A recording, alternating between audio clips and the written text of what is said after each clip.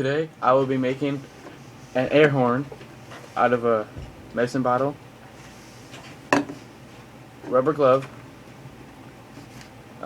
straw, and a rubber band. On the medicine bottle, you need to make a hole on the side right there, then one on the bottom where you can fit the straw in.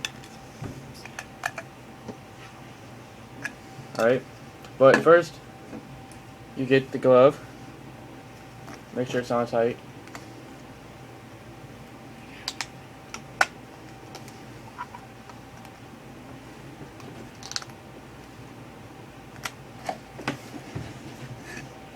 And then get the straw, put it in. Make sure, I don't know if you can see it, yep, you can see it. Okay, make sure it pokes out just a little bit. See how it pokes out? No. And then, that hole right there, you're going to blow into that. That's how you make air horns.